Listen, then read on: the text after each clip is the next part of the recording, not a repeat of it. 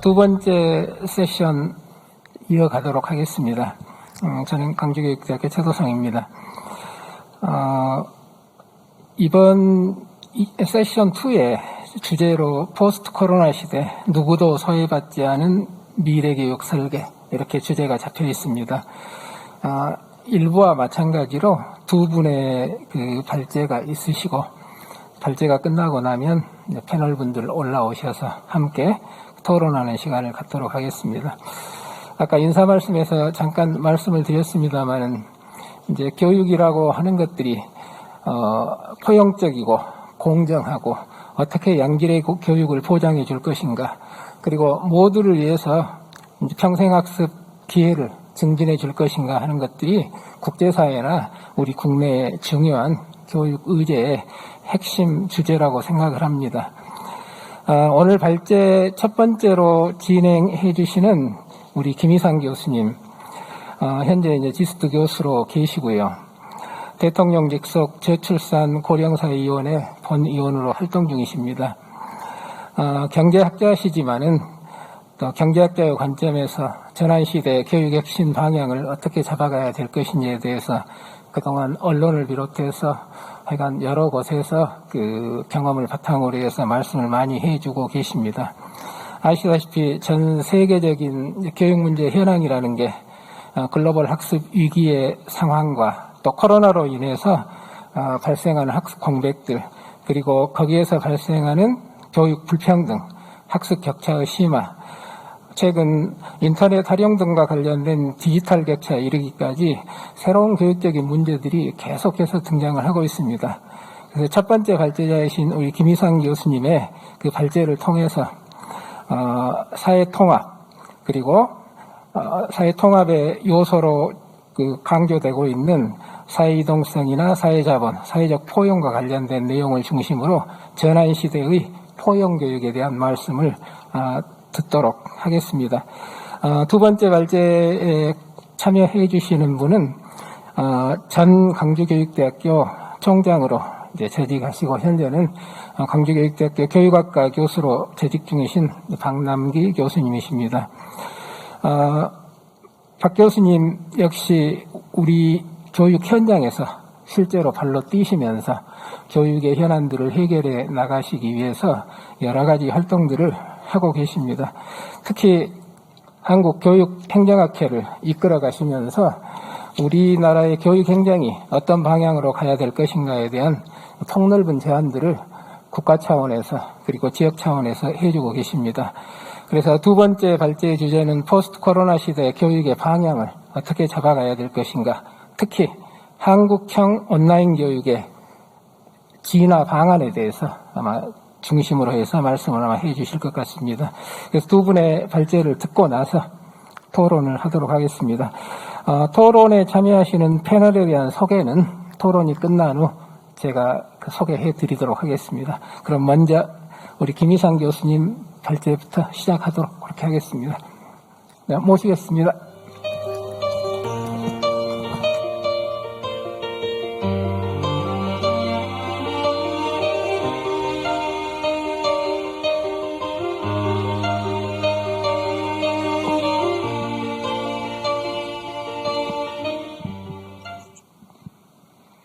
네, 안녕하세요.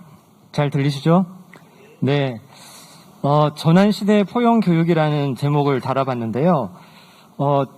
지금 이게 전환포럼이어서 뭐가 전환되는 걸까? 그리고 저는 전환시대에서 왜 이거를 전환시대라고 표현했을까? 이게 가장 중요한 화두 같습니다.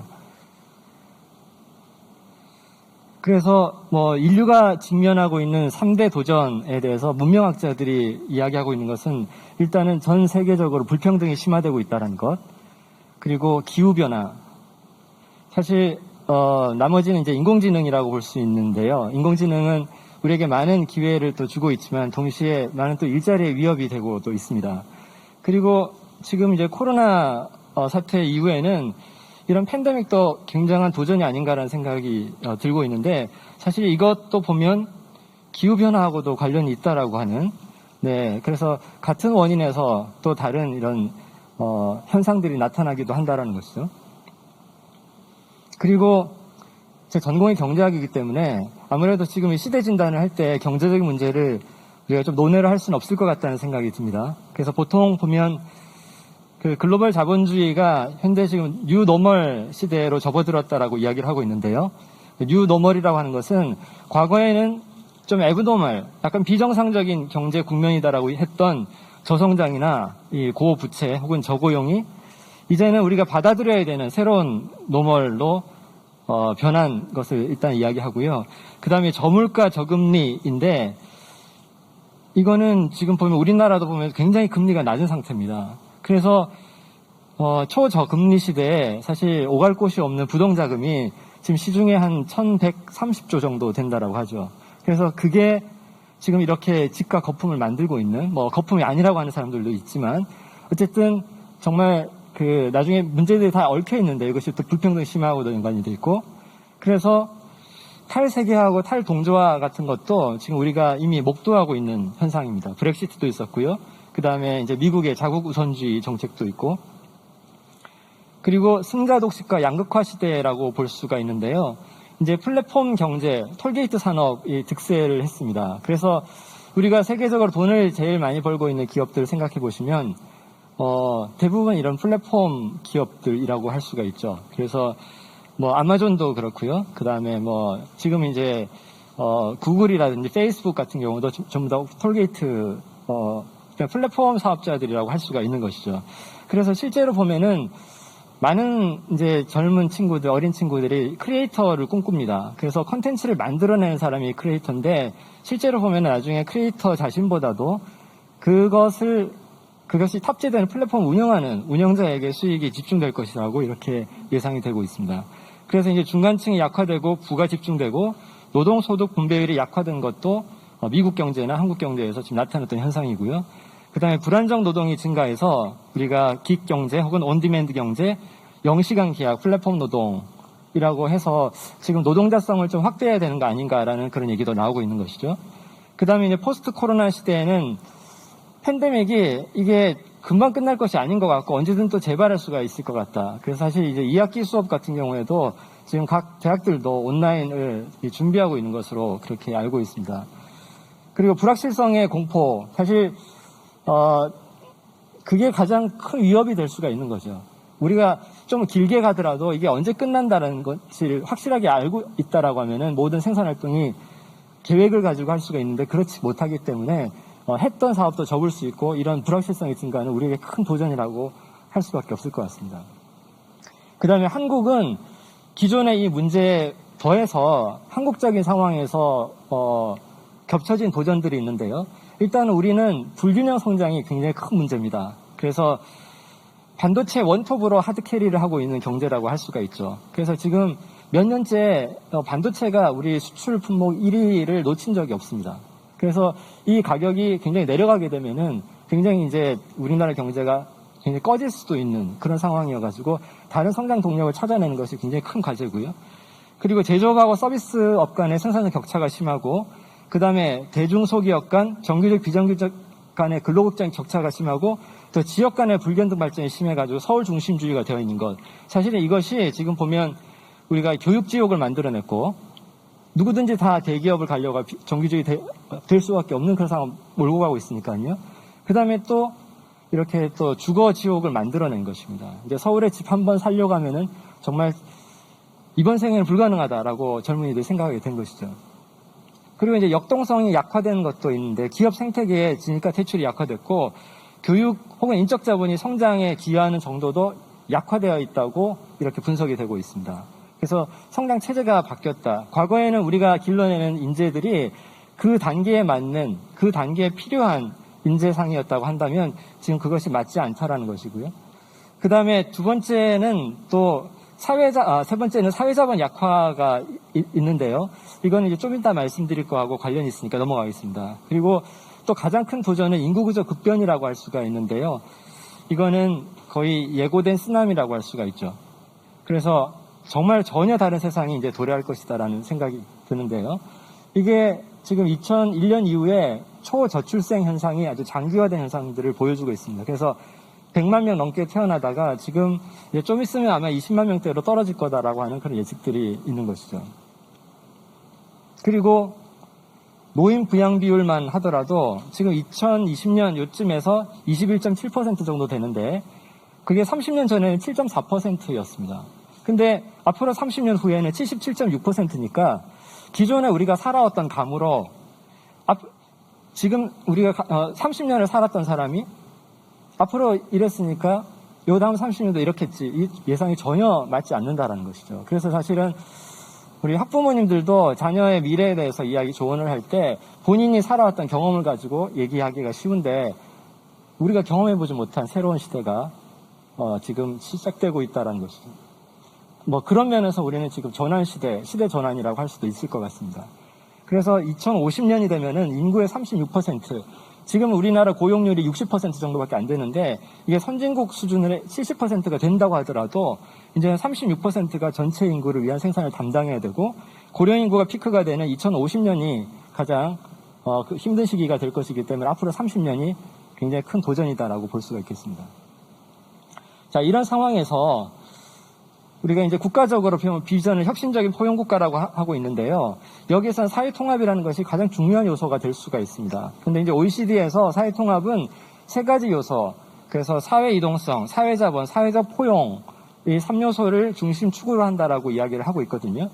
그래서 이제 제가 그 세 가지 중심 축을 중심으로 해가지고 각각을 지금 높이기 위한 교육이 필요하다라는 것을 말씀드리고자 합니다. 예전에 보면 이렇게 신문에 장식하던 이런 개천용들이 있었거든요. 그래서 사시합격이라든지 서울대 전체 수석이 정말로 이제 아주 어려운 환경에서 나오기도 했다라는 거죠. 그런데 이제 지금은 보면 우리나라 청년들이 수저계급론에 눌려 있다고 볼 수가 있습니다. 그래서 자국 청년들이 성공하기 위해서 뭐가 제일 중요하냐, 이제 7가지 중에서 이렇게 골라보게 했는데 1순위, 2순위, 3순위로 응답하게 했어요. 그랬더니 한국 대학생들은 압도적으로 부모의 재력을 꼽았습니다. 그리고 노력이라고 하는 응답은 2순위, 3순위에서도 가장 많이 나오지 않았어요. 그러니까 이것만 보더라도 우리가 한중일미 4개국을 비교했을 때 한국의 지금 청년들이 얼마나 이렇게 한국을 대충 고착사회로 느끼고 있는지를 알 수가 있습니다. 그 다음에 또 이렇게 그 사회 이동성에 대해서 부정적인 인식이 있다고 하면은 이것이 아래 계층일수록 더 부정적이라는 것도 문제가 되겠습니다. 그래서 이건 이제 통계청 그 사회조사 원자료를 가지고 제가 분석해 본 것인데요. 가구 소득 수준별로 계층 상향 이동 가능성에 대해서 긍정적 응답을 한 확률의 차이가 이렇게 가구 소득이 낮아질수록 쭉쭉 떨어지는 것을 볼 수가 있습니다. 이거는 세대 내 계층 이동은 물론이거니와 자식 세대는 잘 살 수 있을 것 같냐라고 하는 세대 간 계층 이동에 대해서도 부정적 응답이 강해졌습니다. 그러니까 사다리 아래 칸에 있는 사람일수록 한 칸 올라서기가 더 어렵다라고 느끼게 됐다는 것이죠. 자, 한편 우리가 균형 선발에 대해서 사실 혐오도 존재하고 있습니다. 지금 우리가 형식적인 절차적인 공정에 굉장히 거기에 좀 집착하다 보니까 기균충, 지균충 이런 말까지 혐오성 발언까지 나오고 있는데요. 근데 우리가 서울대에서 그 균형 선발, 지역 균형 선발을 처음 도입했던 2005년도에 그때 입학했던 학생들이 처음보다도 학년이 올라갈수록 점점 성적이 향상됐다라는 것을 보게 되면은 잠재력이 있는 학생들을 선발했을 경우에는 그 잠재력이 좋은 환경을 만났을 때 만개할 수 있다라는 것도 우리가 알 수가 있습니다. 그래서 아까 이제 제가 좀 혐오 발언, 균형 선발에 대한 혐오 발언이 존재한다라는 것을 말씀드렸는데요. 그 다음에 최근에 또 인천국제공항 이 정규직화 사태, 거기에 대한 청원도 올라가고 이러는 걸 보면 사실 상당히 안타깝습니다. 경쟁 사회를 또 살고 있으면서. 그래서 사회 이동성을 제고하는 정책에 대해서 역차별이라고 하는 비판도 있는데, 그러면 우리가 이게 출발선상을 공정하게 만들어야 된다라고 이야기하고 있지만 실제로 보면은 우리가 같은 트랙을 돌고 있는 것이 아닙니다. 그래서 계층적인 지위가 높은 아이들은 안쪽 트랙을 사실 타고 있는 것이거든요. 그렇기 때문에 우리 아이가 몇 번 트랙에 있는지를 조금 살펴보고 좀 포용적인 그런 마음을 가질 필요가 있다는 생각이 들고요. 그리고 저는 우리 교육이라는 것 자체가 피라미드형인 어떤 일점 집중형 경계, 욕망이라든지 이런 것이 다 집중되어 있는 거죠. 이제 그러다 보니까 교육을 통해서 사다리를 만들어야 된다는 이야기가 많이 나왔는데, 저는 우리 교육이 이렇게 수직적으로 상승을 하는 그런 사다리 역할만 해야 될까라는 생각을 하게 됩니다. 워낙 거기에는 성공할 찬스가 적다라는 것이죠. 지금 열망이 집중되어 있는 상태에서는. 그래서 출발선이 아니라 출발원 개념으로 해서 좀 속도보다 방향이 중요하게, 그래서 교육이 이렇게 올라가게 하는 것이 아니라 좀 건너가게 해주는 그런 다리 역할을 했으면 좋겠다는 생각을 하게 됩니다. 두 번째는 사회자본을 함양하는 교육이 필요하다는 것인데요.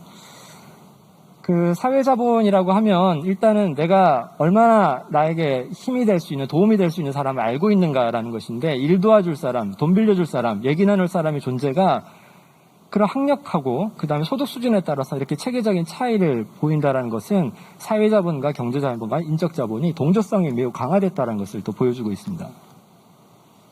자, 그리고 사회자본은 지역 주민들의 행복감하고도 관련이 있는데요. 지금 그 전국의 17개 시도 중에서 그 지역 주민들의 행복도가 가장 높은 데가 잘 보시면 광주광역시입니다. 의외죠. 그리고 두 번째로 높은 것이 전라남도고요. 이제 세 번째가 서울특별시입니다. 그래서 이 비결이 뭔가, 그래서 이 연구를 했던 노동연구원의 강동호 박사가 분석을 해보니까 물적인 인프라도 중요하지만 그것보다 더 중요한 것이 사회적 신뢰와 같은 사회자본이었다라는 겁니다. 그래서 그 주변에 얼마나 믿고 의지할 사람이 있는가라는 것이죠. 저도 이제 광주에 내려와서 산 지 4년 반이 됐는데요. 광주가 상당히 포용적인 곳이구나. 그리고 좀 정이 남아있는 곳이구나라는 것을 느끼고 있습니다. 이게 행복도하고도 상관이 있다는 것이죠. 자, 그런데 사회통합의 또 새로운 도전이라고 할 수 있는 것이 양극화 현상인데요. 이념적인 양극화도 심화되고 있습니다. 그래서 미국에서도 보면은 민주당과 공화당 지지자 간에 이런 진보 보수 성향의 스펙트럼이 점점 이렇게 양쪽으로 분리되는 모습을 보여주면서 중도층이 감소하고 있습니다. 그리고 이거는 우리나라에도 마찬가지인데요. 이게 그 복지에 대한 어떤 그 재분배에 대한 어떤 선호를 기준으로 해가지고 진보와 보수 성향을 나눠본 것인데, 지금 요 위쪽에 있는 것이 2000년이고요. 요 아래쪽에 있는 것이 2007년입니다. 2010년하고 2017년을 비교해 보는 것인데, 보면 전반적으로 보면은 이제 그 모든 세대에 상관없이 약간 보수화가 됐어요. 보수화가 되면서도 이렇게 쌍봉 낙타처럼 봉우리가 두 개가 생긴 걸 볼 수가 있습니다. 그만큼 중간이 없어지고 진영 결집이 좀 일어났다라는 그런 이야기죠. 그런 면에서 보면은 우리가 사회 통합에는 굉장히 또 도전적인 어떤 상황이 된 것이다라고 볼 수가 있겠죠. 자, 그도 그럴 것이 사실 학교라는 곳도 아이들이 전쟁터처럼 여깁니다. 그래서 자기 고등학교 이미지에 대해서 우리나라 대학생들은 80.8%가 사활을 건 전장이라고 이렇게 응답을 하고 있고요. 다른 나라들에서는 그 정도는 나타나고 있지 않는 걸 볼 수가 있어요. 자, 그러면 전쟁터면 경쟁이 치열하면 경쟁이 공정해야 되는데 공정성에 대한 인식은 또 굉장히 낮습니다. 그래서 이게 뭐 학종에 대한 이런 굉장한 그 의구심, 그 공정성에 대한 것도 사실은 이게 본인의 실력과 본인의 노력이 아닐 것이다라고 하는 그런 의심에서 나오는 건데, 이 서베이에서도 드러나는 것이죠. 자, 그리고 교육 단계별로 준법, 협력, 봉사정신에 대해서는 어떻게 평가하고 있는지 이렇게 물어본 겁니다. 자, 그랬을 때 보면 한국이 파란 색깔인데요. 그러니까 4개국 비교해서 가장 아래쪽에 있고요. 특히 여기 보면 준법정신 같은 경우 말고 이제 협력정신은 그 학교 급이 올라갈수록 점점 떨어지는 것으로 이 학생들이 평가하고 있습니다. 스스로 평가하는 것이죠. 자, 그러면 이렇게 어떻게 사회자본이 지금 뭐 신뢰라든지 협력이라든지 이런 것들이 쇠락하고 있는 걸 극복할 수 있을까? 사실 개탄은 많이 하고 있는데 해법을 찾기는 어렵습니다. 교육이 뭔가 역할을 할 수 있지 않을까라는 생각을 하고 있고요. 그래서 수업을 이렇게 좀 진행하시는 분도 많이 계시겠지만 저는 아예 좀 대놓고 한번 바꿔봤습니다. 여기 지금 김준하 교수님도 그런 식으로 수업을 하고 계신 걸 봤고요. 그래서 좀 수평적이고 협력적이고 학생 중심적인 수업을 하면서도 아이들의 배움의 결손은 없도록 하는 방법들을 많이 고민을 해봤습니다.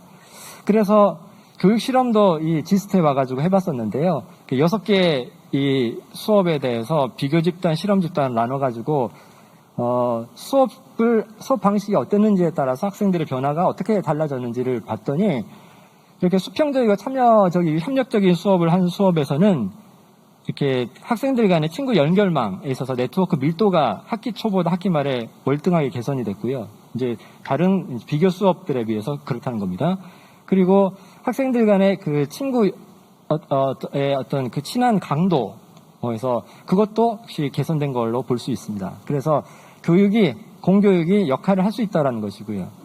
그래서 우리가 뭔가 이렇게 좀 좋은 시민을 길러내야 된다고 할 때 이념적인 접근을 하는 것보다 좀 수업 방식부터 좀 바꿔가지고, 사실 이공계 수업에서도 수업 방식을 저런 식으로 운영하면 학생들 간의 사회자본이 함양이 될 수 있고 사실은 집단 창의성도 더 제고될 수 있는 부분이거든요. 그래서 그런 걸 우리가 좀 생각해야 되지 않을까라는 생각이 들고요.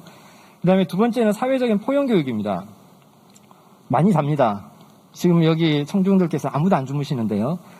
근데 자는 가운데 학생들의 배움의 결손은 굉장히 커지는 것이죠. 그래서 기초학력 미달 중학생 비율이 최근에 증가세에 있다는 것은 국가수능 합성치 평가 결과가 보여주고 있습니다. 그래서 MB 정부 때 또 보면 이제 그 일제고사도 보고 또 학력 향상 중점학교 사업을 통해 가지고 좀 이렇게 신경을 많이 썼더니 물론 부작용도 있었겠지만 그러나 이 비율이 좀 낮아지다가 이제 다시 높아진 그런 U자형 모습을 보이고 있고요. 그리고 고등학생도 기초학력 미달 학생들의 비율이 최근에 높아졌다는 것을 알 수가 있습니다. 또 우리가 A, B, C, D 2학점으로 이렇게 성취평가제에서 부여할 때 2학점 비율이 저렇게 높더라고요. 네, 그래서 그런 것들도 학교에서 사실 뭐 배움의 결손이 있으면은 좀 알게 하고 넘어가야 되는데 그냥 밀어내는 거죠. 그 다음 학년으로 그냥 우리 유급이 없으니까. 그리고 중학교에서 고등학교로 그냥 올라가고 그런 식으로 공교육의 책무성 같은 것들이 사실은 여건도 잘 안 되지만 제대로 담보되지 못했다는 겁니다. 그래서 이거는 국제 학업 성취도 평가에서도 교육 격차가 심화되는 것이 확인이 되고 있습니다. 그래서 평균 점수에 뭐 약간의 하락 이걸 차치하고라도 기초 수준 미달 비율이라든지 가정 배경이 성적에 미치는 영향력이 우리가 OECD 평균에 비해서 훨씬 높아진 것을 볼 수가 있습니다. 그리고 4차 산업혁명 얘기가 많이 나오고 있는데 전문가들은 그것의 최대 부작용은 아마도 양극화 심화일 것이다라고 이야기를 하고 있어요. 그런데 자, 이걸 잘 준비하기 위해서는 우리가 소프트웨어 교육이라든지 혹은 메이커 교육 같은 것들이 그런 미래 교육의 또 일환이라고 할 수가 있겠습니다. 그런데 보면은 지역 간 계층 간 격차가 매우 심할 수밖에 없는 정도의 인프라, 그리고 그것을 극복할 만한 이런 공교육에서의 인프라나 그걸 가르칠 교사들은 부족하다라는 것을 알 수가 있죠. 그리고 이번에 코로나19 사태에서도 디지털 디바이드라고 할 수 있는 상황들이 발생한 것을 볼 수가 있는데요. 뭐 일부 이렇게 IT 기기가 모자라는 것은 뭐 교육청인 학교에서 대여를 해준다고 하더라도 실질적으로 제대로 관리되지 못하고 방치되어 있는 아이들이 늘어나고 있습니다. 그래서 제가 최근에 이제 EBS에서 그 초중고 학생들하고 또 선생님들 이렇게 모시고 현장의 소리를 들어보는 기회가 있었는데요. 그때 한 학생이 했던 이야기가 코로나 바이러스로 많아진 게 두 가지가 있는데 첫 번째는 잠이고 두 번째는 혼자 있는 시간이다. 그래서 엄마하고 딸하고 2명 있는 이렇게 가정이었는데 그런 걸 보면 거기에 나와 있는 아이들이 굉장히 건강해 보였거든요. 그렇지만 우리가 대체로 보면은 이게 방치되고 있는 시간이 늘어날 때 교육 격차가 커집니다. 일본에서도 보면 유토리 교육이라고 이렇게 학생들에게 여유를 주기 위해서 토요일 수업도 없애고 그랬는데 그 기간 동안 교육 격차가 커진 것이 연구 논문에서 확인이 됐고요. 우리도 보면은 또 그 자유학기제 같은 경우에 사교육을 더 시키는 그런 중산층 이상에서는 아이들이 더 많은 학력 향상이 되는데 그렇지 않은 경우에는 학력 격차가 그걸 통해서 더 커지기도 한다라는 것이죠. 그 다음에 또 하나 이제 사각지대가 있었던 것이 바로 특수학교의 장애 학생 같은 경우입니다. 그래서 여기 이제 장애 학생 부모님이 나오셔가지고 굉장히 이제 눈물로 이렇게 호소를 하셨는데요. 이렇게 위기가 되면은 일단 우리가 급한 것부터 하다 보니까 가장 이렇게 어려운 부분은 잘 돌보지 못하는 경우가 많이 있는 것이죠. 그래서 이게 마지막 슬라이드입니다. 우리가 어떤 위기를 맞았을 때 거기에 대응하는 국면을 보게 되면 첫 시기에는 완화를 해보려고 노력을 하죠. 뭐 그게 이제 온라인 클래스라든지 이런 것들이었을 겁니다.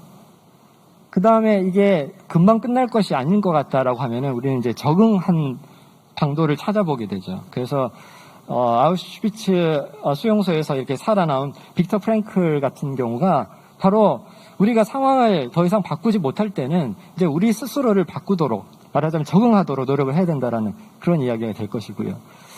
그리고 여기서 한 단계 더 나가면은 거기서 우리가 기회를 발견하는 사람들이 있습니다. 혹은 국가적으로 정책적으로 그걸 해야 되는 것이죠. 이거는 아인슈타인 이야기인데요. 저는 이번 코로나 사태가 우리에게 어떤 기회를 주고 있는가를 생각해 보면, 아까 제가 우리의 사회자본이라든지 뭐 사회적인 포용 같은 경우에 상당히 어두운 면들을 조금 같이 많이 봤었는데요.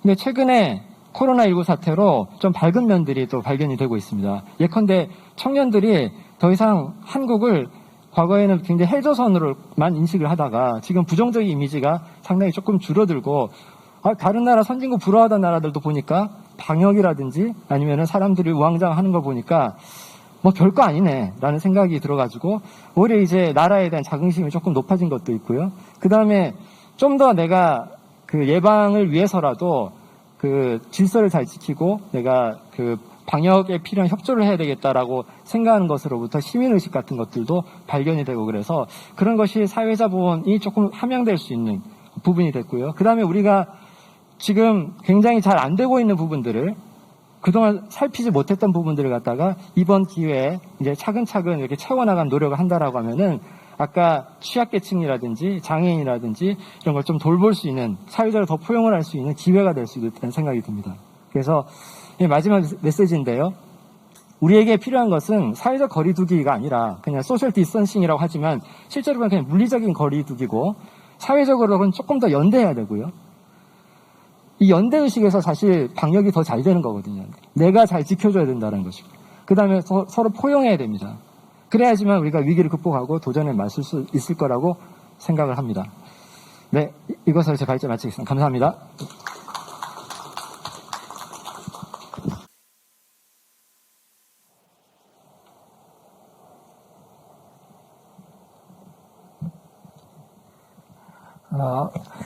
제가 지난번에 그 EBS에서 인터뷰하신 내용을 잠깐 유튜브에서 봤습니다. 그래서 오늘 강의에 대한 이해를 하기 위해서 했는데, 사실은 교육학을 전공하시지 않은 입장에서 이 교육 현장을 바라보고 교육 방법에 대해서 이렇게 말씀하신 것을 보면서 교육대학에 있는 저나 또 교육학을 전공하고 있는 사람들에게 시사하는 바가 굉장히 컸고 의미 있었다고 생각을 합니다. 감사드립니다. 이어서 우리 박남기 광주교육대학교 전 총장님께서 포스트 코로나 시대 교육정책의 방향에 대해서 말씀해 주시겠습니다.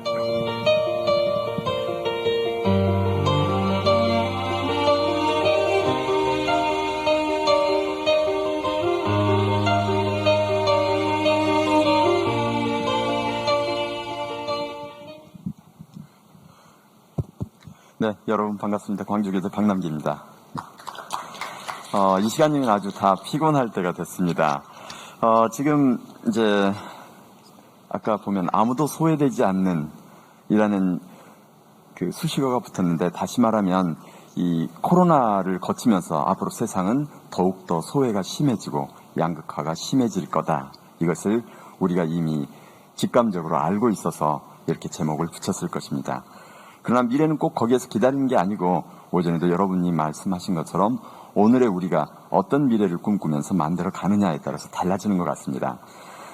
저희들이 이 쌍방향 강의 또 온라인 시스템 막 여러 가지 얘기하고 교수 방법이 어떻게 바뀌어야 된다 하는데도 불구하고 오늘 하루 종일 또 내일도 하루 종일 뭐 할 거냐면 사람들이 앞에 와서 혼자 떠들 거예요. 그죠? 별하별 소리에도 강의는 혼자 합니다. 그래서 오늘은 약간 다른 방식으로 시작을 해볼까 합니다. 여러분 핸드폰 한번 꺼내주시겠어요? 저에게 시간은 15분밖에 없지만 15분 안에 하겠습니다. 핸드폰을 꺼내셔서 인터넷 검색창 혹은 주소창에다가 menti.com이라고만 쓰시면 됩니다. 실시간 반응 시스템입니다. menti.com 그리고 검색을 하시면 거기서 풋코드, 코드 번호 넣으라고 나오거든요.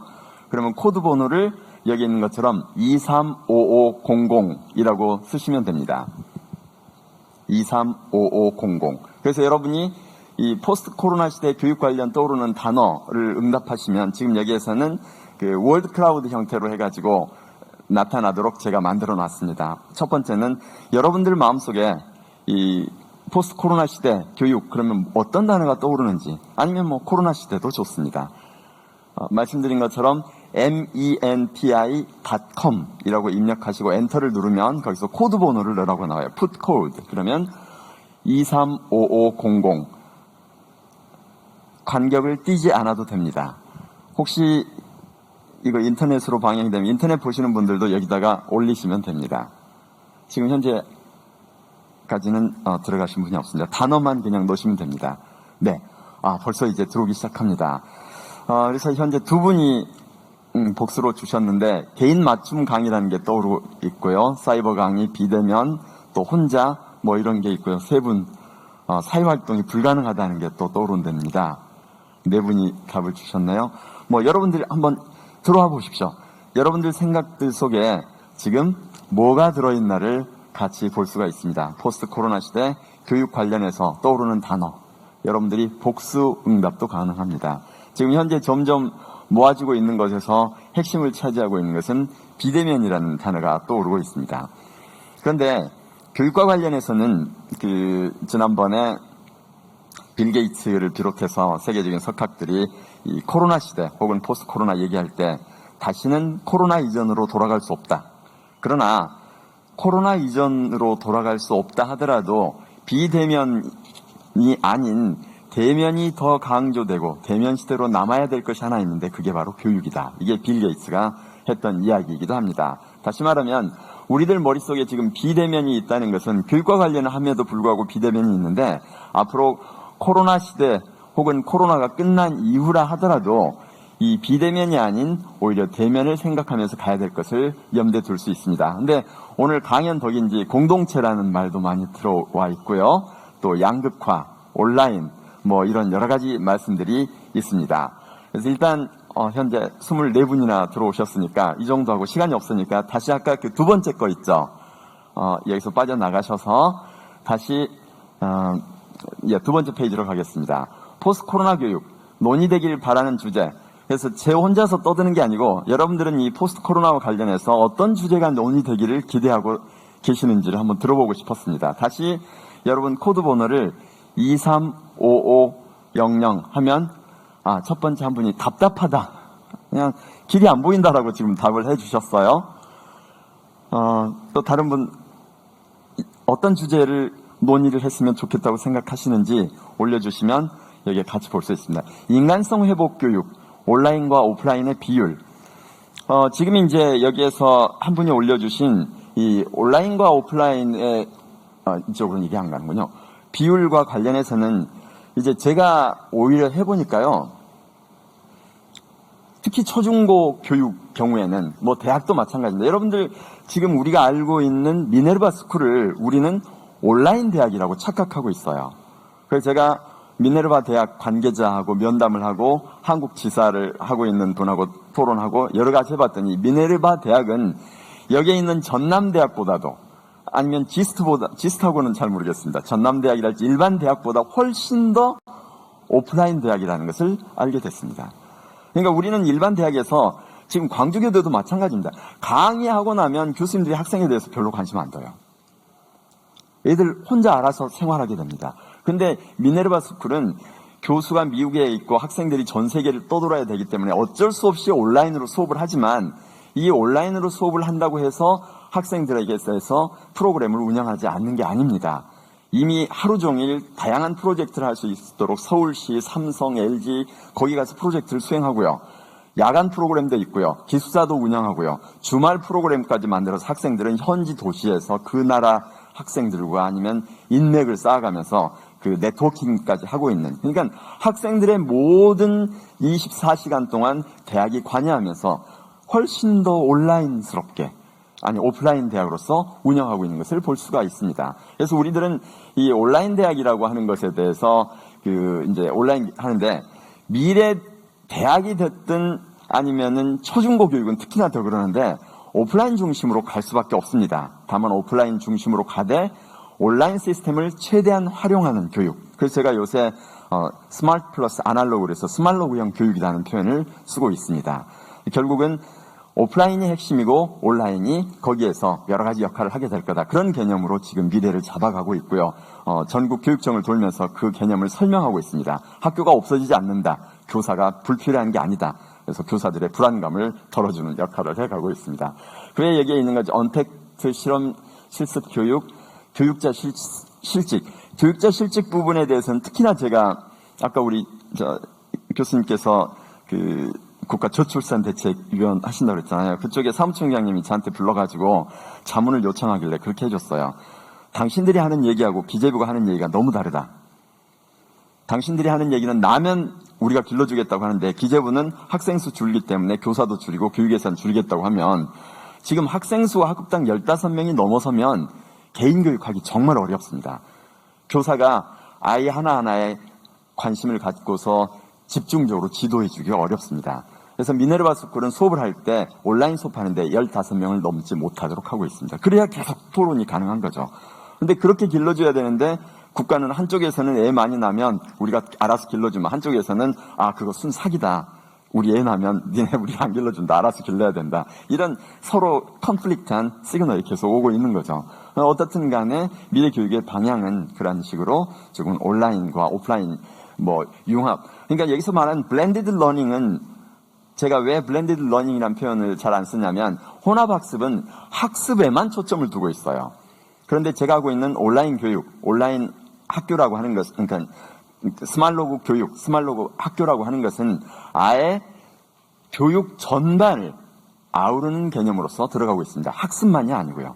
학교가 지식을 배우고 길러가는 그런 역할만 하는 건 아니거든요. 그에 이제 여러 가지 것들이 있는데 아무튼 이건 제가 가서 읽어보면서 여러분들께서 이런 주제에 관심이 있구나. 이걸 가지고 더 연구도 하고 또 제 블로그에 계속 글을 쓰는데 활용하겠습니다. 그러면 다시 제 PPT로 가겠습니다. 그래서 이미 나온 것처럼 우리는 과학이 엄청 발달하고 미래가 어떻게 하는 것 같지만 실제로 지금 뭐예요? 15세기 때나 지금이나 똑같아요.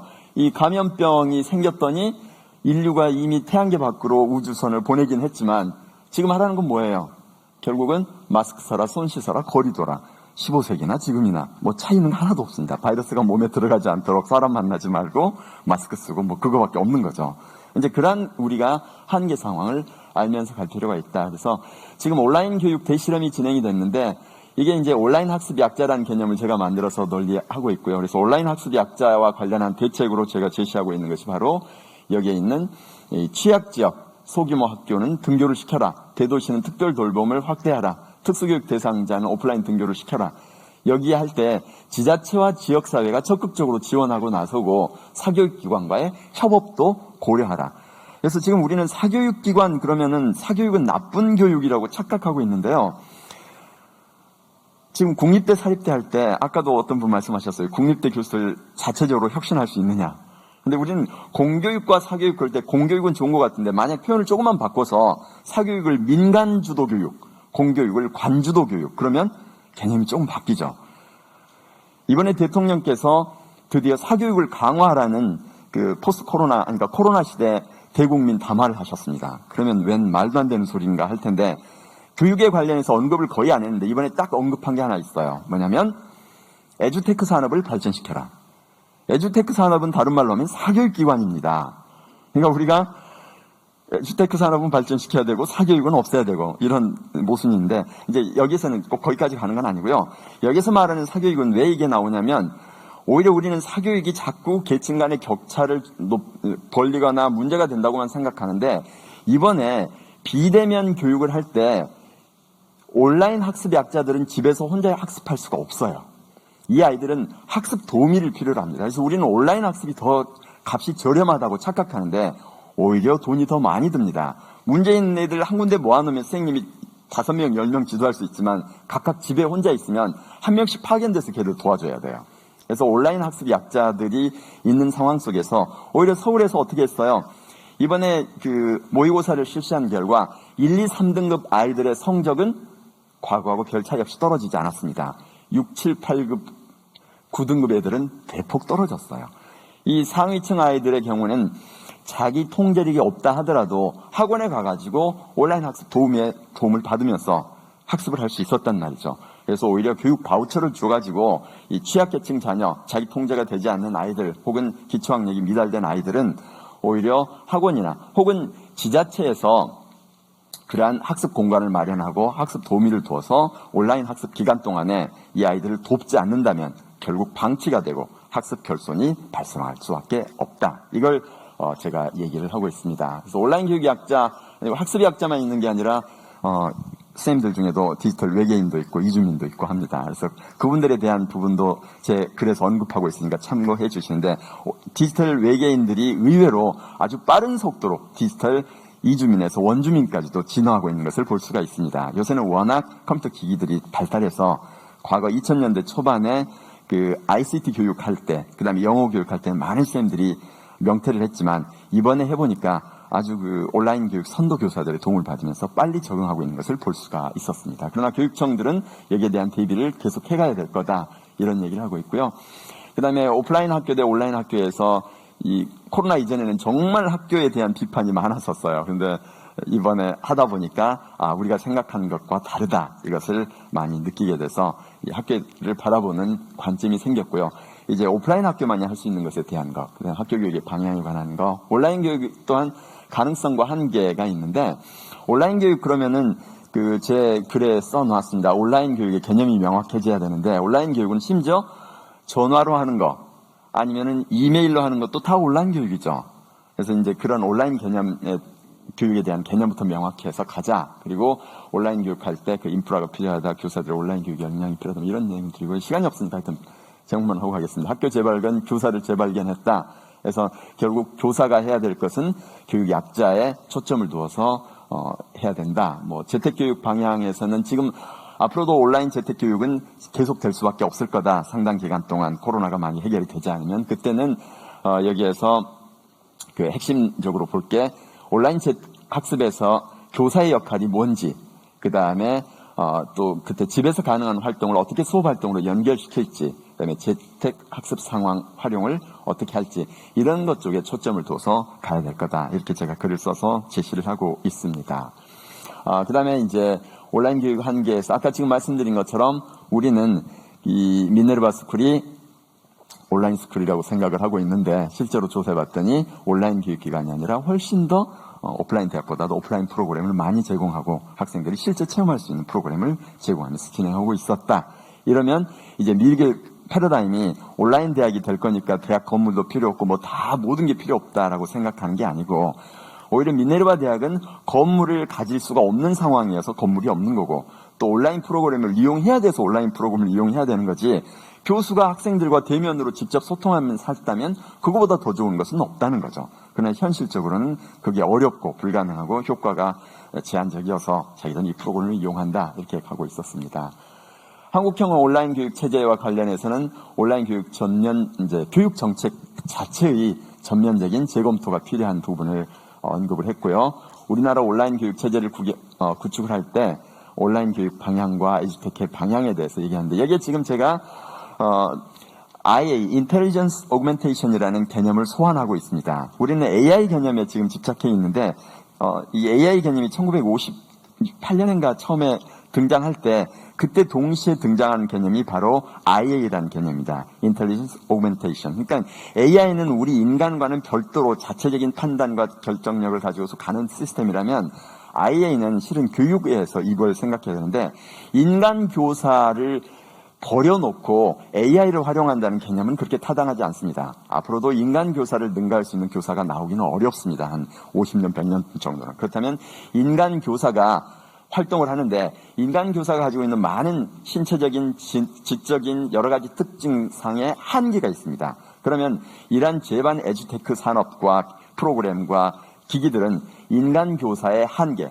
학습자의 한계를 벗어나도록 하겠죠. 예를 들면 우리가 알고 있는 증강현실, 그것은 대표적인 IA 프로그램입니다. 이 증강현실을 통해서 우리는 눈앞에 심장을 볼 수 있고 확대해서 돌려볼 수도 있고 뭐 이런 게 가능해지는 거죠.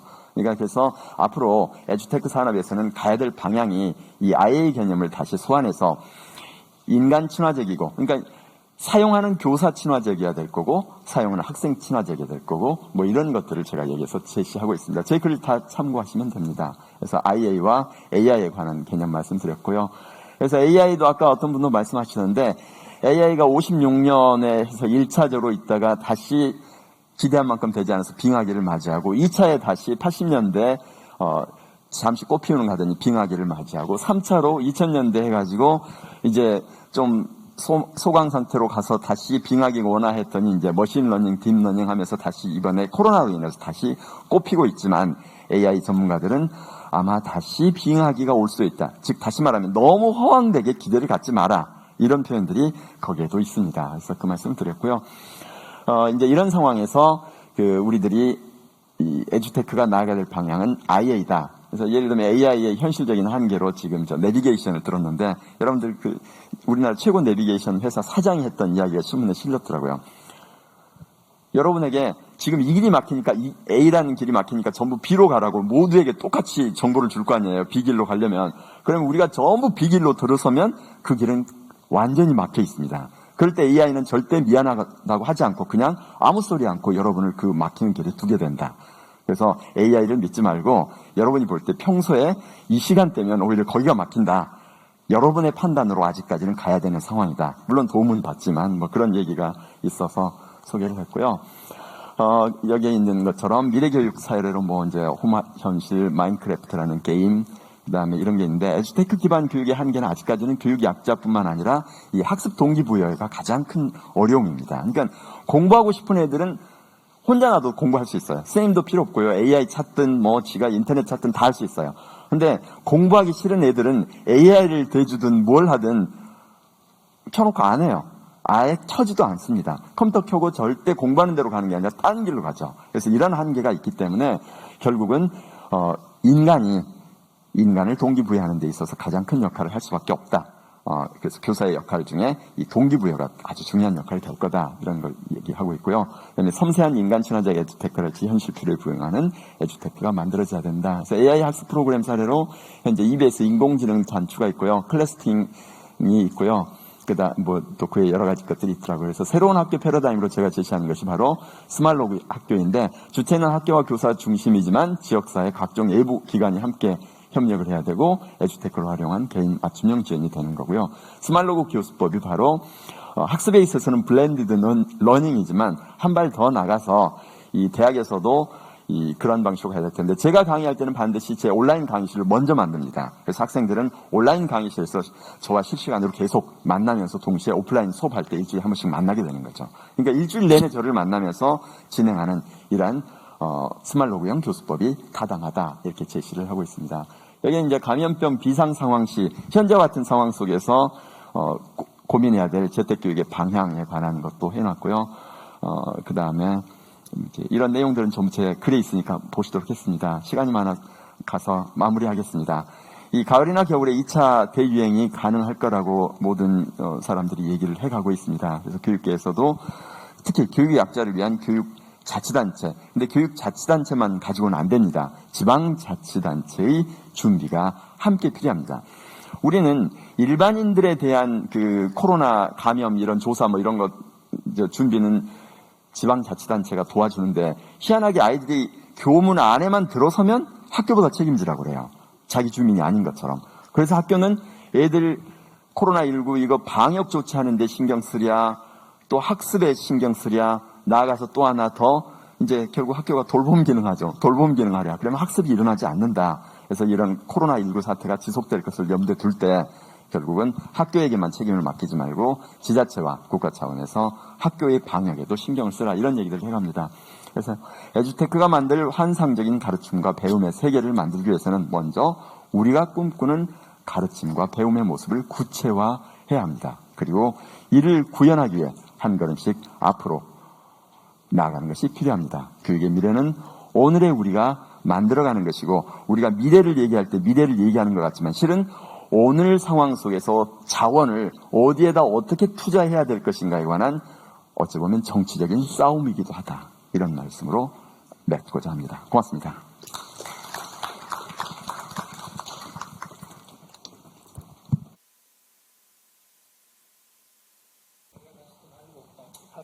주십시오.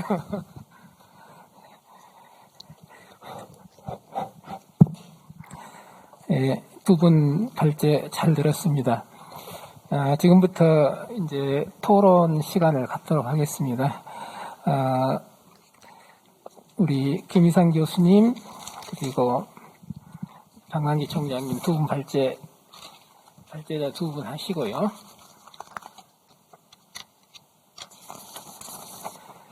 자, 패널 제가 잠깐 소개해 드리겠습니다. 소개 받으시면 올라오시기 바랍니다. 우리 윤영덕 국회의원님은 아까 첫 번째 세션에서도 그 패널로서 활동을 해 주셨는데 한 번 더 위로 모시도록 하겠습니다. 강주교육대학교 김정남 교수님, 현재 이제 강주교육대학교 AI 융합교육센터장을 맡고 계시고, 교육부 대학 설립심사위원 하고 계신데, 패널로 참석해 주셨습니다. 정의곤 구례군 교육정책관님, 전 광주광역시의 교육위원을 역임하셨습니다. 소준노 우석대 교수님, 대통령 직속 정책기획위원회 위원으로 활동 중이십니다. 자, 네 분 패널 위로 모시겠습니다.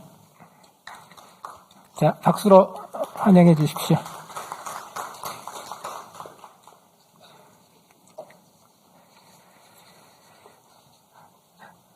예정된 시간보다 조금 오버가 됐네요. 그래서 가능하면 제 말씀을 최소로 줄이고 그 네 분 패널의 말씀을 듣고 그 다음에 발제자 두 분의 이제 보충 말씀 들은 후에 그 마무리를 짓도록 그렇게 하겠습니다. 먼저 우리 윤영덕 의원님께서 두 분 발제 들으시고 혹시 거기에 관한 얘기나 또 보충하실 말씀 있으면 부탁드리겠습니다. 5분입니까? 예. 제가 국회에 가보니까 국회의원들은 발언 시간에 정말 예민하더라고요. 주어진 시간이 제한되어 있기 때문에 두 분 발표 들으면서 정말 고민해야 될 것이 한두 가지가 아니구나 하는 생각을 하게 됩니다. 지금 당장 1학기 수업도 아직 완료되지 않은 상황이고 또 2학기 수업도 준비해야 되는 상황인데 여전히 코로나19 상황은 지속되고 있고 또 최근 우리 지역 같은 경우는 이제 확진자가 지속적으로 증가하고 있어서 더더욱 염려가 커지는 상황인데요. 저는 특히 박남기 교수님 쓰신 글을 읽으면서 그 현장에서는 정말 이렇게 많은 어려움들이 현재도 산적해 있고 또 해결해야 될 그런 문제도 정말 많다 이런 생각을 하게 됐는데요. 우리가 무엇보다도 이제 생각을 한번 해봐야 될 것은 그럼 지금 이 상황에서 우리가 맞닥뜨리고 있는 이러한 여건들이 교육이라고 하는 그런 그 문제를 고민하는 사람들에게는 어떤 그 과제들을 던지고 있는가. 사실 교육은 교육 주체로만 생각을 한다면 국민 모두가 다 이해관계 당사자라고 할 수가 있을 텐데 그래서 예컨대 본다면 우리 정부도 그걸 충분히 알고 있는 것 같아요. 그래서 경제부총리 있고 사회부총리, 부총리를 두 분 두고 계시지 않습니까? 근데 경제 담당을 하는 부총리는 기재부 장관이시고 사회 담당 부총리는 교육부 장관이시란 말이에요. 근데 아까도 말씀드렸지만 사실 그런 어떤 자원 배분이나 재정 배분에 있어서는 그게 전혀 그런 어떤 중요성에 비해서 따라가지 못하는 이런 점들이 느껴지게 되는데요. 제가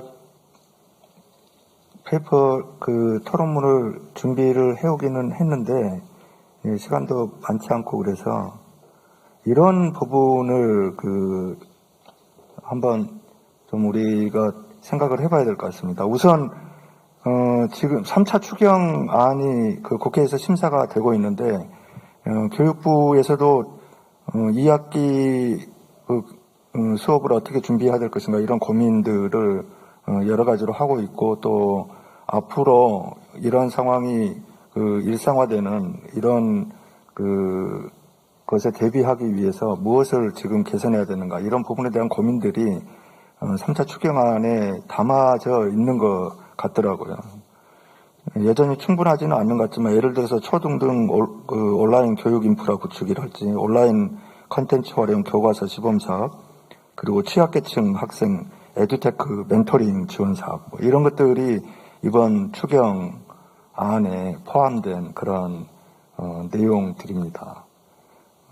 물론 국립대학이 보니까 이 온라인 교육을 위한 기반 시설이 전혀 이렇게 업그레이드가 안 돼가지고 지금 상당히 힘든 그런 상황이라고 하는 것도 고려가 돼서 그 지원 사업도 포함이 되어 있는 걸 확인을 했는데요. 여러 가지로 지금 현재 겪고 있는 상황에 대한 대비들을 하고는 있는데 이것으로 충분할까 하는 염려가 여전히 있습니다. 국회의원으로서 어쨌든 이런 국민들이 겪고 있는 염려를 조금이라도 덜어드리기 위해서 최선을 다해서 노력하겠다고 하는 말씀을 드리고 싶고요. 저는 앞에서 이제 두 분 발표하시면서 우리가 코로나 이후 교육을 준비해 가는 데 있어서 이 사람이라고 하는 것 그리고 이 공동체라고 하는 것 이 두 단어를 저는 상당히 중요하게 이렇게 생각을 하게 됩니다. 아까 뭡니까 AI 변호사 이야기도 있지 않습니까? 또 사실 바둑계에서는 이세돌 선수가 충격적인 패배를 함으로써 저희도 상당히 AI 시대가 눈앞에 다가왔다 이런 생각들도 하게 된 그런 기억들도 있는데요. 국회에 가보니까 여러 가지 토론회가 있는데 그중 하나 인상적인 토론회가 어떤 것이었냐 그러면 AI 보좌관 도입과 관련한 것이었어요. 그걸 보면서 앞으로는 AI 국회의원도 가능할까? 이런 고민을 한 적이 있는데 그럼에도 불구하고 아까 박남기 교수님 말씀하셨다시피 정말 이게 사람 간의 어떤 관계라고 하는 이런 측면을 우리가 앞으로도 여전히 중요하게 고민해야 될 그런 부분이라고 하는 생각이 들어지고요. 이제 최근에 있어서 여러 가지 새로운 시도들이 있는데 그 중에 하나가 시흥시가 하고 있는 교육자치 같은 게 있습니다.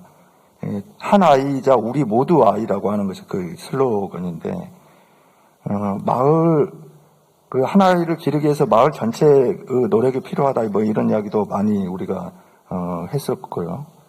그런 측면에서 봤을 때 저는 앞으로 우리 교육이 새로운 시대에 대비하기 위해서는 보다 많은 사람들과 변화된 시대에 대한 인식을 함께하고 이 시대를 어떻게 우리가 적극적으로 준비해야 될 것인가 이런 이야기들을 나눌 필요가 있다고 생각을 합니다.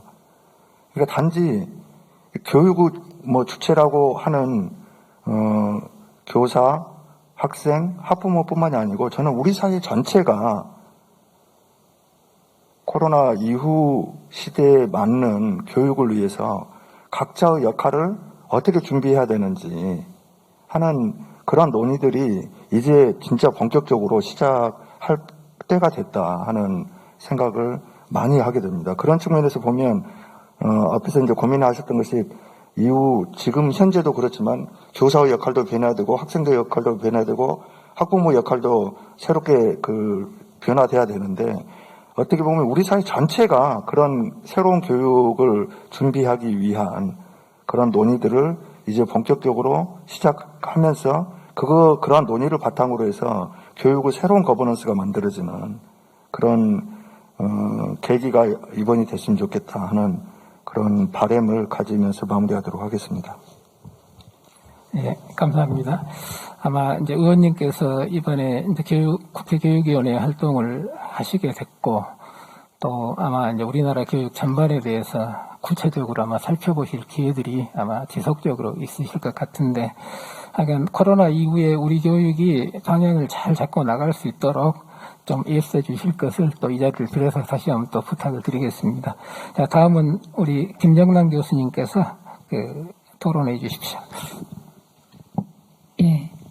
오늘 종일 정말 코로나 시대, 디지털 사회, 또, 사실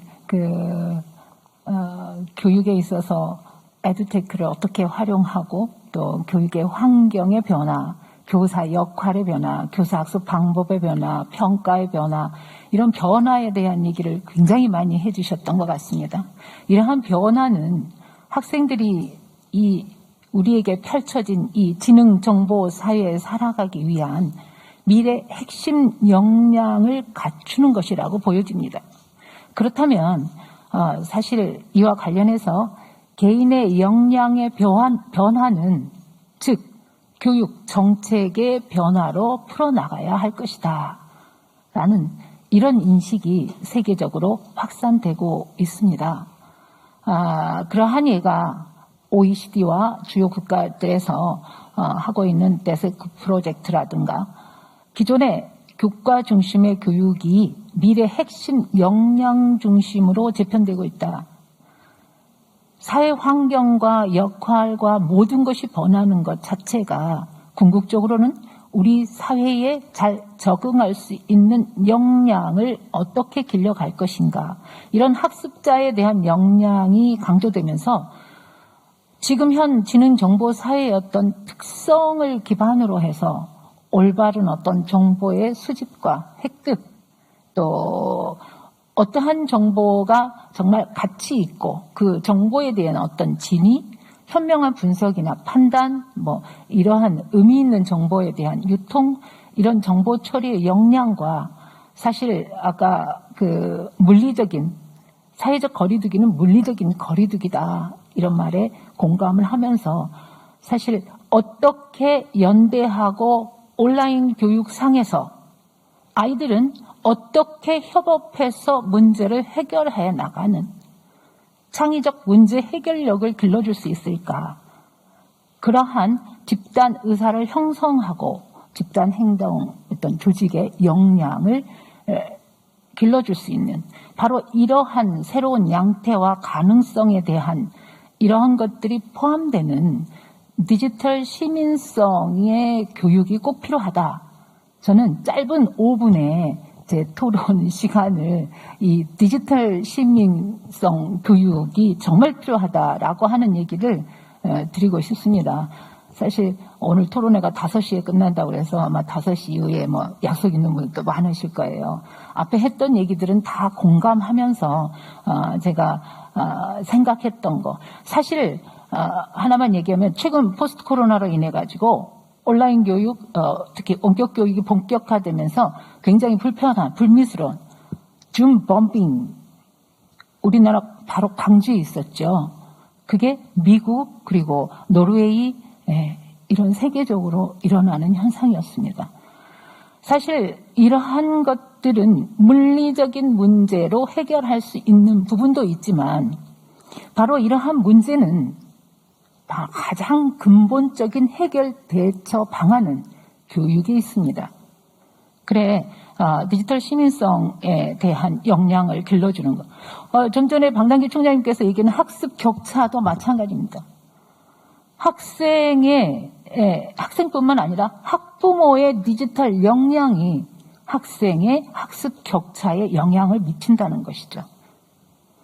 그래 이러한 디지털 시민성 프레임워크를 개발하고 있고 유네스코를 비롯해서 실제로 사회적 활동에 대한 참여 또 자신과 타인에 대한 디지털 권리에 대한 보호 사회 목적을 위해서는 정보를 공유하고 또 사회적 활동에 참여하는 능력 즉 디지털 정보를 찾아서 창의적으로 우리 아이들에게 가장 길러주고자 하는 창의적 문제 해결력을 길러줄 수 있는 그러한 디지털 시민성 교육이 정말 필요하다.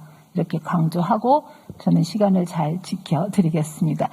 하나만요. 제가 최근 그 AI 융합교육센터를 저희 대학의 총장님 계십니다만 제가 센터장을 맡았는데요. 인공지능 AI를 이용하고 활용하는 인재? 예, 그렇습니다. 저는 거기 하나만 더 붙이겠습니다. AI 플러스 X 인재 양성. 즉, AI를 우리 생활과 사회와 모든 분야에 융합하는 AI 플러스 X 인재 양성에 힘써야 할 것으로 봅니다. 즉 그건 인공지능에 대한 교육의 핵심 역량이라고 볼 수 있는 부분인데요. 바로 이러한 것들을 위해서 인공지능에 대한 융합교육과 관련된 이런 부분에 인프라 구축부터서 역량을 개발할 수 있는 그런 컨텐츠에 대한 부분들 정말 많이 관심을 가지고 저희가 개발해야 된다라고 말씀드리고 싶습니다. 예, 마치겠습니다. 감사합니다. 우리 김정상 교수님 전공이 또 컴퓨터 쪽이셔서 아마 디지털 역량에 관해서 늘 관심이 있으시고 그 역량을 어떻게 길러낼 것인가에 대한 고민을 평소에도 많이 하시기 때문에 아마 이제 미래교육과 관련해서 중요성에 대해서 한번 또 강조를 해 주신 것 같습니다. 자, 이어서 우리 정의곤 정책관님께서 토론해 주시겠습니다. 네, 반갑습니다. 네, 정의곤입니다. 예, 한국 사회가 교육을 바꾸기 위해서 이 많은 노력들을 해왔는데요. 우리 한국 사회가 이 헌법이나 이 교육계획이나 이런 것들이 너무 오래된 낡은 시스템이었던 것 같아요. 현재의 헌법은 87년 헌법이고 현재의 교육계획의 주류는 1995년 531 교육계획입니다. 세월이 벌써 30년 가까운 이쪽 저쪽이 되는 이 시스템인 거죠. 그래서 이 우리 교육은 부분적인, 단계적인 이런 시도들을 갖다 반복했던. 그런데 이번에 코로나19가 터지면서 학교를 가봤더니 학교가 굉장히 불안해하고 있어요. 언제 학교를 가냐? 언제 수업을 온라인으로 수업을 하냐? 언제 학교를 다시 그만둬야 하느냐? 이게 불확실해요. 그래서 우리 교육은 불안하고 불확실한 시스템으로 전환이 된 것 같아요. 자, 그래서 최근에 이 코로나19 교육 어떻게 할 것인가 하는 토론회가 본물처럼 쏟아지고 있습니다. 그런데 이 토론회들이 가서 보면은 다 자기 관점에서 자기 지역적 이 조건에서 이런 부분적인 이 부분들이 대부분 이렇게 중심을 이루고 있는 것 같아요. 저는 그래서 두 분 오늘 발제자님의 발제에 대해서 전체적으로 동의를 하고요. 조금 더 이렇게 의견을 좀 보태자 하면은 이제는 이 국가가 나서야 한다. 이 코로나19의 삶은 그 전에 우리에게 주어졌던 기후변화, 이 급격한 인구변화, 4차 산업혁명, 이런 것들이 우리 사회에 변화를 갖다 압박하는 요인으로 작동을 하고 있음에도 불구하고 우리는 여기에 적절하게 대응을 잘 못했었죠.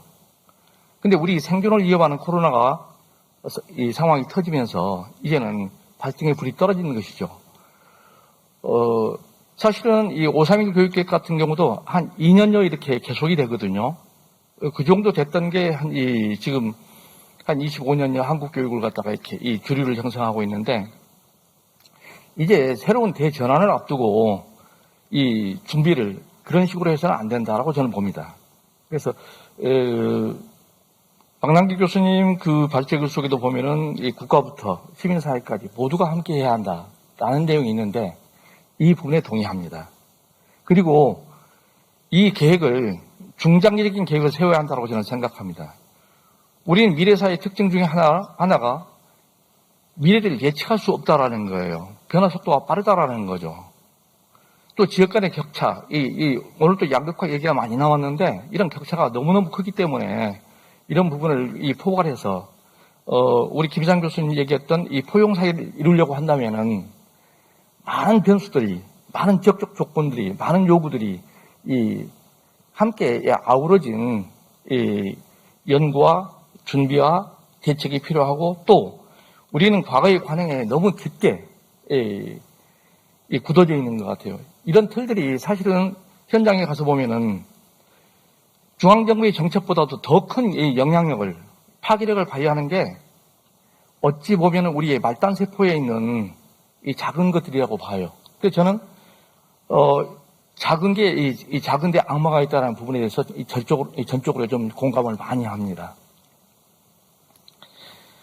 그 다음에는 이제, 이번에 아주 틀 자체를 정면적으로 좀 이 재검토하는 것들을 좀 많이 고려를 했으면 좋겠다는 생각을 해요. 이제 이 시간이 없기 때문에 몇 가지만 말씀을 드리는데, 하나는 한국의 교육이 지나치게 학교 교육 중심으로 형성되어 있다라는 거예요.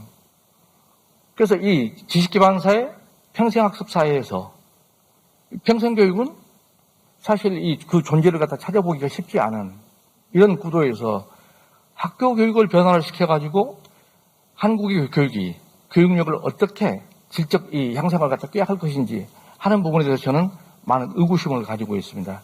그래서 이 교육을 학교 교육과 평생교육 둘로 나누는 이론적 관점이 아닌 이론적 관점에서 바라보고 정책을 갖다가 모시겠으면 좋겠다라는 제안 말씀 드립니다. 세 번째는 여기까지만 하고 마무리를 짓겠습니다. 이 관료 시스템인데요. 이 폐쇄적이고 보수적인 변화의 이 속도가 더딘 또 국민의 삶과 그들의 이 고통을 갖다 이해하지 못하는 이 관료 시스템이 언제까지 한국 사회에 이 정책을 집행하는 결정적인 중추기능으로서 하게 할 건지, 우리는 지금까지 분권과 참여 이와 같은 이야기를 많이 하지만은 이런 부분들이 현장에서는 보면은 아직도 너무 강 건너 불처럼 먼 얘기일 수도 있다라는 얘기입니다. 그래서 이와 같은 대안들을 갖다 다 같이 포괄해서 국가와 지방자치단체와 이 전문가와 이 국민이 함께 새로운 대안을 모색하는 그런 기회가 저는 한 5년, 10년 이렇게 지속적으로 이어졌으면 좋겠다라는 제안 말씀으로 마무리를 짓겠습니다. 네, 수고하셨습니다. 현재 우리들이 가지고 있는 익숙한 교육 시스템 이 부분에 대해서 전반적으로 재검토하고 또 보완 방안을 찾아봤으면 좋겠다는 그런 의도를 말씀해 주셨고, 그래야만이 아마 우리 교육의 미래가 보이지 않겠느냐 그런 말씀으로 정리해 주셨습니다. 자, 마지막으로 우리 서준노 교수님 토론 부탁드리겠습니다. 예, 먼저 저에게 좋은 배움의 기회로 다가온 소중하고 뜻깊은 두 분의 발제에 대해서 다시 감사를 드립니다. 두 분의 발제 내용은 앞에 또 토론자들께서 강조하시고 또 요약을 해주셔서 제 토론문에 있는 내용으로 대신을 말씀드리고요. 그럼에도 불구하고 이 두 발제가 우리에게 던져주는 메시지는 우리 교육의 현황이 지금 어떤 상황인지, 그리고 이런 상황에서 우리가 미래를 위해서 가야 할 교육의 방향과 대안은 무엇인지 설득적으로 저희에게 주고 있다고 생각을 합니다. 물론 두 분이 주장하시는 바에 대해서 다른 시각으로 또 접근할 수도 있고, 또 어떤 때는 의견을 달리할 수도 있고 할 것입니다만, 두 분 발제를 보면 그 동의 여부를 떠나서 우리 모두가 당면하고 있는 이 교육, 저는 혁명이라고 부르고 싶은데요. 이런 과업을 어떻게 진행시켜야 하는지, 그리고 미래 교육이 어떤 모습이 되어야 하는지에 대한 논의의 출발이, 굳건한 논의의 출발이 된다고 생각을 합니다. 그런 점에서 제가 지금 아까 이 자리에 오기까지 계속 생각해본, 그리고 또 여러 기조 발제를 비롯한 앞선 발언들에서 발언해 주신 분들의 논의에서 생각해본 바, 이 전환적 관점에서 미래교육 설계 방안이라는 우리 지금 패널 토론 주제에 대해서 한번 저는 이렇게 생각해 본 바를 말씀을 드리고 싶습니다.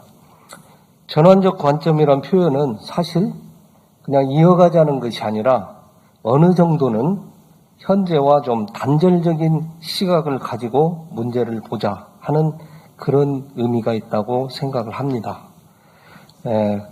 접촉 불안을 야기해서 지금 현재 경제사회적 동력을 급격히 떨어뜨리고 있는 코비드19에 의해서 일어나고 있는 변화들이 사실 새로운 것은 아니라는 것을 우리 모두가 잘 알고 있습니다.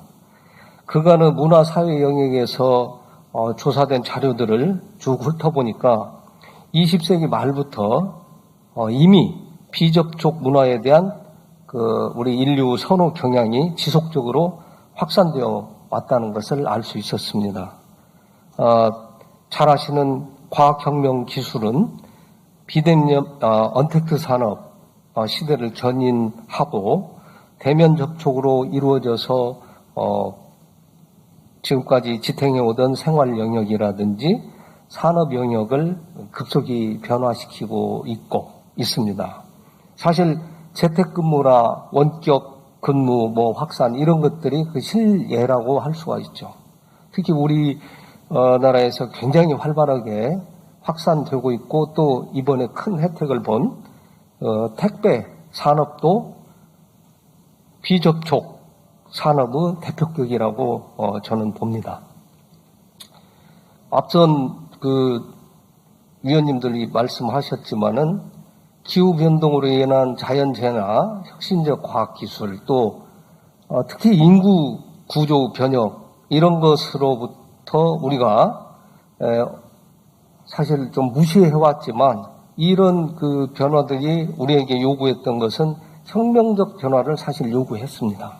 그런데 우리 사회가 가진 제도적 관성 그리고 기득권의 저항 이런 것으로 인해서 방향이 흔들리고 진행이 지지부진했던 것이죠.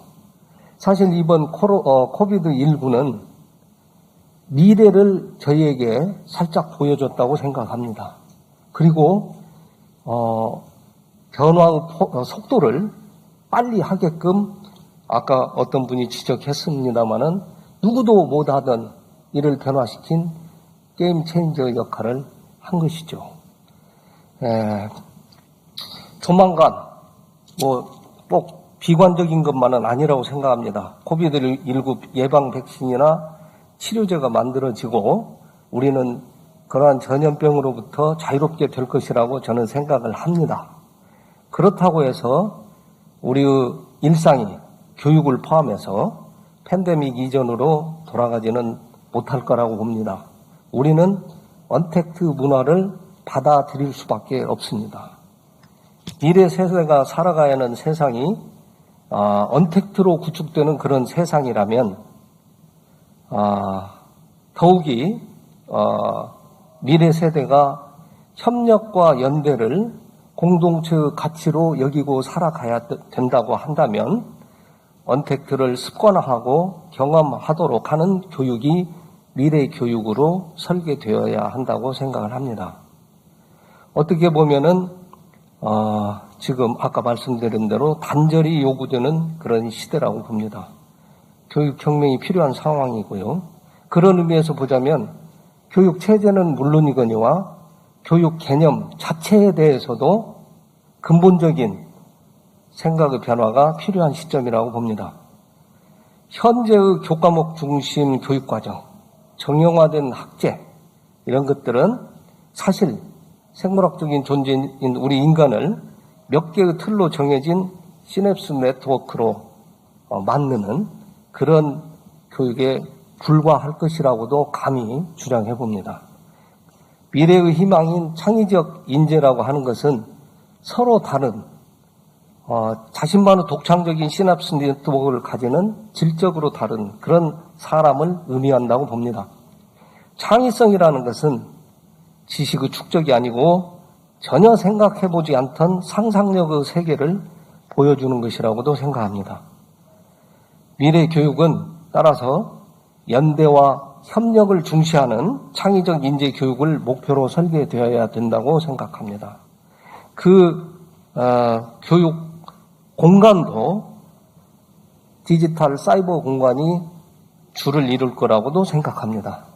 또 실제 우리가 살리고 있는 물리적 공간도 이제 분산된 지역 공간이 된다고 봅니다. 사실 오늘 아침 오전에도 이야기하셨던 한국판 뉴딜에 대해서 많은 이야기를 하셨는데 그 한국판 뉴딜은 다른 말로 표현한다면 지역 뉴딜이 되어야지 성공할 수 있고 또 그렇게 될 수밖에 없다고 봅니다. 교육의 방법과 수단의 혁신도 절실하다고 봅니다. 아까 앞선 토론자분께서도 언급하셨고 발제자도 말씀하셨지만은 증강현실, 즉 AR, 또 그걸 넘어서는 MR, 혼합 현실을 융합시켜서 우리가 비접촉으로 인해서 결손되는 그런 경험을 극대화시키는 그런 언택트 방법, 그리고 앞선 분이 이야기하셨지만 아주 다양한 콘텐츠 설계가 필요하다고도 봅니다. 대면 비접촉이 늘어나는 만큼 소통의 기회와 수단을 우리가 다중화하고 접촉 불안에서 시작된 지금과 같은 초기 형태의 아주 언택트 이 개념을 좀 더 적극적이고 생산적인 언택트로 진전시킬 사회문화적 합의가 반드시 필요하다고 봅니다. 그리고 그런 기초 하에서 일부 전문가들이나 또는 관료가 주도하는 미래 교육 설계가 아니라 시민이 참여하고 교육 수요자 모든 분들이 참여하는 그런 미래 교육이 설계되어야지 된다고 생각을 합니다. 그것이 혁신적 포용국가의 미래 교육이 될 거라고 봅니다. 감사합니다. 네, 수고하셨습니다. 이렇게 네 분 말씀을 드렸고요. 아까 말씀드린 대로 이제 발제자 보충 말씀을 잠깐 듣겠는데 저희들 예정된 시간이 사실은 조금 지났기 때문에 시간을 많이 드리지는 못하고 한 1분 정도 짧게 말씀해 주시면 좋겠습니다. 우선 박남기 교수님께서 먼저 말씀을 해 주시고 우리 김희상 교수님이 본 패널 마무리 말씀으로 정리하도록 그렇게 하겠습니다. 사실은 플로어 질문을 받아야 되지만 세션 1에서도 보니까 특별한 말씀이 없으셔서 일단 그것은 생략하고 우리 김희상 교수님 말씀으로 마무리를 짓도록 할 테니까 양해 부탁드리겠습니다. 자, 박남기 총장님. 네, 시간이 없으니까 제 말씀 거의 안 드려도 될 것 같긴 한데요. 지금 말씀해 주신 것처럼, 아예 이제 혁명적인 시점에서 앞으로 교육을 완전히 재설계하고 가자, 이 말씀에 저도 공감을 합니다. 근데 그렇다 하더라도 지금까지의 노하우를 버리고 가자는 의미는 아닐 거기 때문에 이 노하우를 바탕으로 해서 어떻게 우리가 세계를 주도할 것인가, 이제 이런 관점에서 간다면 아마 이번이 정말 우리 교육을 새롭게 끌어가는 어떤 전환기가 되지 않을까, 이런 확신을 가지고 있습니다. 그래서 옆에 우리 교육위원님도 계셔서 국회에서도 조금은 보다 적극적으로, 현 정부는 의외로 교육에 관한 정책이랄지 방향이랄지 어떤 관심이 조금 적다는 이런 사회적인 비판을 받고 있습니다. 그래서 그 국회 차원에서 이 관심을 환기하고 또 필요한 투자를 이끌어가는 그런 시기가 되기를 기대합니다. 고맙습니다. 네, 아까 이제 5.31 교육개혁 얘기가 나왔었는데 95년도 지금 이제 2020년 됐기 때문에 25년 흘렀습니다. 근데 5.31 교육개혁이 사실 자유화 개방화 이런 거를 기치를 내걸었던 것이거든요. 근데 그 이후에 교육의 모습이나 또 우리 사회의 모습을 보면은 그렇게 바람직한 방향으로 또 변화한 것만은 아닌 것 같습니다. 그래서 앞으로 또 25년이 지나게 되면은, 그러니까 특이점이라고 부르는 그런 시기도 우리가 예견이 되고 있는데요. 그래서 앞으로 우리는 어떤 교육을 지향해야 될 것인가. 그래서 아무도 소외되지 않은 미래교육의 상은 무엇이지라고 생각해보면 저는 포용적인 혁신교육이라는 생각이 들고요. 그리고 그것을 위해서는 아까 국가가 나서야 된다는 말씀하셨는데 그냥 저는 공공성이 매우 중요해진 시기가 이 팬데믹이 확인시켜준 것이 아닌가라는 생각을 하고 있습니다. 그리고 우리 사회에 그 만연해 있던 그냥 그 결속형 사회자본 끼리끼리만 뭉치는 거를 좀 우리가 조금 연대의식을 발휘해가지고 연계형 사회자본을 확장하는 것이 포용교육을 앞당기는 길이 아닐까라는 생각이 듭니다. 감사합니다. 모두 고생하셨습니다. 제가 서두에 잠깐 말씀드렸습니다만은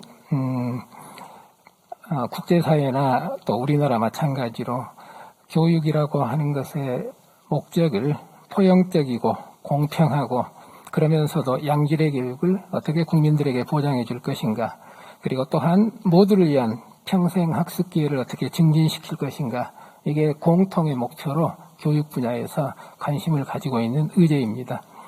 오늘 말씀해 주신 여러 가지 내용들이 아마 추가가 된다면 잘 설계된 한국형 교육의 어떤 정착이 가능하리라 생각을 하고, 그걸 통해서 국가와 지역의 아마 지속가능성 확보에도 널리 기여하지 않을까 생각을 해봅니다.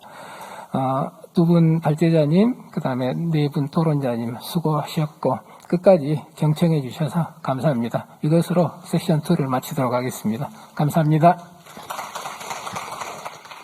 네, 최두석 총장님과 패널 분에게 여러분 마지막 세션이었습니다. 오늘 첫날의 마지막 세션이었습니까? 큰 박수 부탁드립니다. 수고 많으셨습니다. 감사합니다.